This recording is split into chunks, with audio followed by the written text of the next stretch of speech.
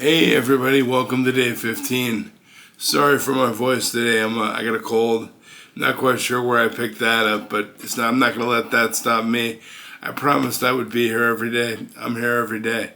We don't quit. This cold is not going to get me down. So here I am. I wanted to ask you a question. Have you ever wondered why so many people work so hard and honestly without ever achieving anything in particular? And why others who don't seem to work hard seem to get everything? They seem to have the magic touch, right? You know these people. Everything they touch turns to gold. Have you ever noticed that a person who becomes successful tends to continue to become successful and even more successful? And on the other hand, have you ever noticed how someone who's a failure tends to continue to fail?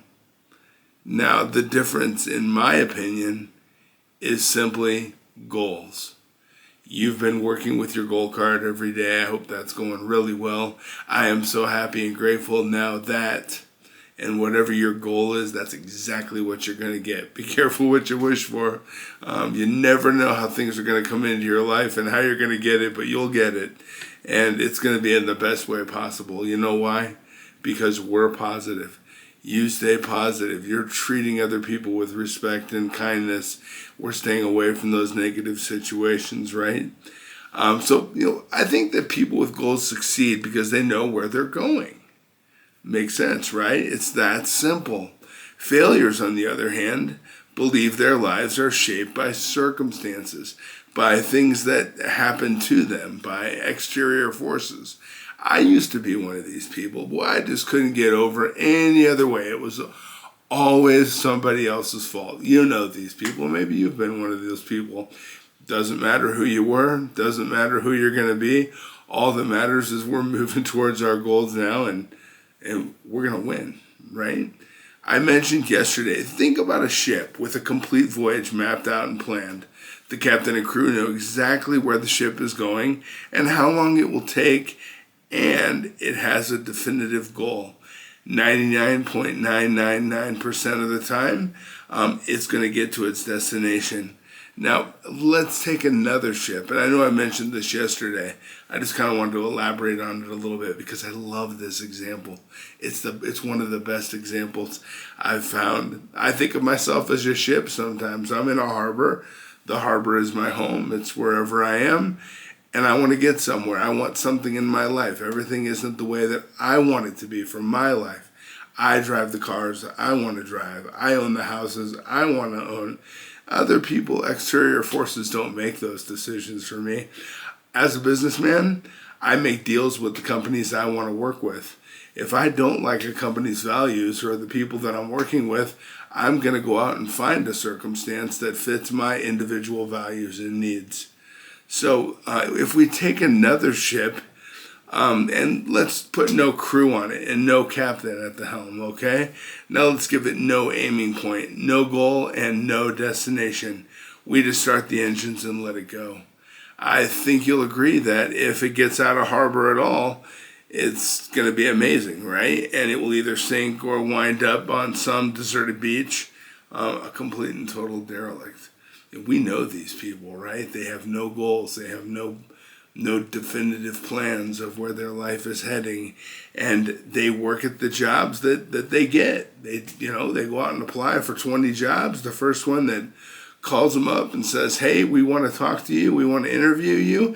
They just go with that one. They let exterior circumstances. Excuse me, I told you I'm not feeling so well today. They let exterior circumstances control their lives. We don't do that anymore, right? You've got your goal card. You have your list of things, positive things that you want to bring into your life. You've set that list aside somewhere easily accessible. We don't want to lose that list because those are all the things we're going to get. In addition, we use our goal card in the morning and at night. Now, I think that it's the same for any human being. However, the human race, I believe, it's fixed, right? Not to prevent the strong from winning, but to prevent the weak from losing. If you think about it, just as in a Navy convoy, it has to go the speed of the slowest ship. in our economy in America, we always slow things down for the slowest ship. When you look at businesses for the most part always take into account their slowest ship. And this is a point that I make, but as a handicapped man, I also have a great amount of compassion for the slowest ship, because I'm a slow ship. I'm a disabled guy. I'm great up here. I'm a genius. This supercomputer works amazingly. However, I'm a limper. I limp around and people look at me and I feel like I'm being judged and I'm overthinking, right? So what do? I take and I get out of my overthinking mindset and I get myself back on track, And so I honestly believe that throughout history, the great wise men and teachers, philosophers and prophets have disagreed with one another on pretty much everything. It's on one point that they're all in complete and unanimous agreement. And the key to success and the key to failure is this one thing.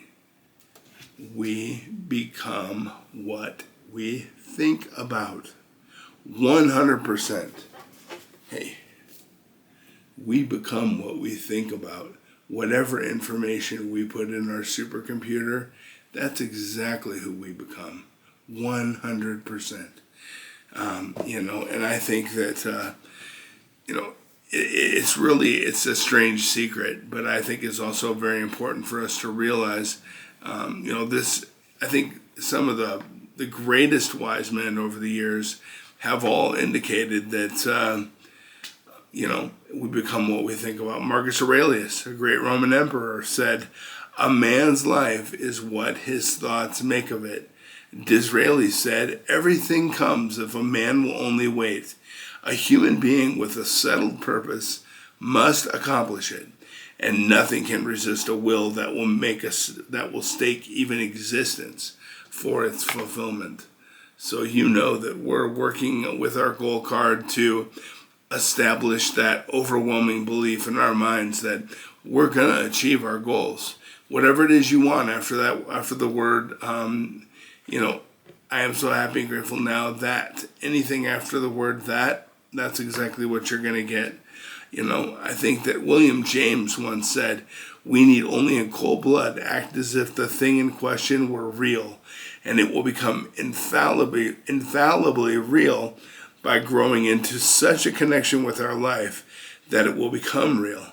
It will become so knit with habit and emotion that our interests in it will be those which characterize belief."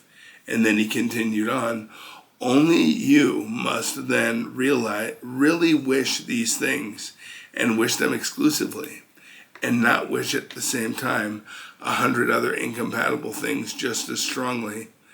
I think that I like what he's saying, because it's directly in line with what we've been discussing.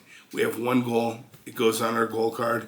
We focus specifically on that goal until we achieve it. Then we go on to the next goal. I talked about that when we were talking about habits. And one of the worst habits, I think, in business today is multitasking. I normally create a list of 6. I'm so sorry. I'm not going to quit. I'm going to keep going. We don't quit. So, I create a list of 6, and then with those 6 items, I start with 1. When I finish that one item, I put that completely aside. I don't think of that one anymore. I go on to item 2, and so on and so forth, until I've accomplished those 6 items. Once those items are accomplished, I may have more in my day I need to accomplish.